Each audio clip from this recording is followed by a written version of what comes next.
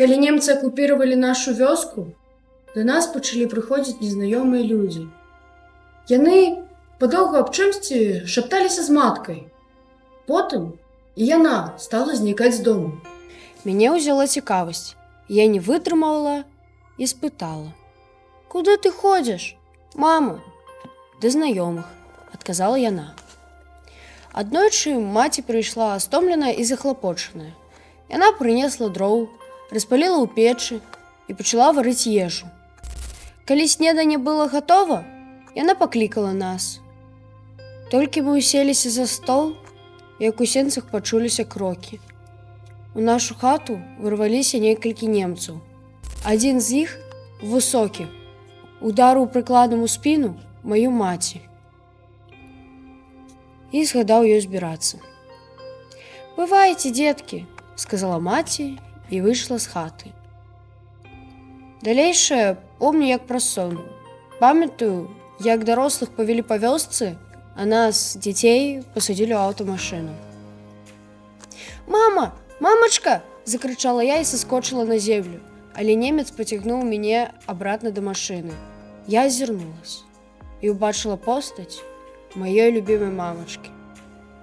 Тады я не ведала, што бачу яе апошні раз. Праз некалькі хвілін машына загрукатала і кранулася з месца. Пад вечар нас правезлі ў Віцебск. Я ўбачыла вялізны двор, агароджаны калючым дротам і рад доўгіх будынкаў. А потым нашых, савецкіх людзей. Спачатку нас старанна абшукалі. Паліцай у чорным гарнітуры знайшоў у маіх ботах гадзіннік, які калісьці падарыў мне бацька. Ён пакруціў яго ў руках і адказаў: «Ты тут здохнеш з голаду, табе ён не патрэбны», і паклаў у кішэню. Потым нас дапытвалі. Паліцай у чорным гарнітуры спрабаваў дзейнічаць з ласкай. Я ці маўчала, ці гаворыла, што нічога не ведаю. Потым нас упіхнулі ў вялікае памяшканне. Гэта быў барак. У бараку было сыра, брудна, цёмна. Да мяне падышла пажылая жанчына і спытала, адкуль я. Я адказала. Тады яна залілася горкімі слязамі і пайшла ў свой куток.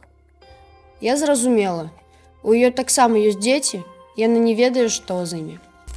Раніцай я прачнулася ад зычнага вокруку. То выганялі дарослых на работу. У бараку засталіся адні дзеці. Тут былі і хлопчыкі, і дзяўчынкі. Усе былі худыя, абшарпаныя. Дзве дзяўчынкі захварэлі, і прыйшлі нямецкія санітары і забралі іх. Больш іх не бачыла. Кармілі нас 2 разы ў суткі. Удзень талерка мутнага варыву, якое празвалі жыжай. Увечар шклянка голай гарбаты.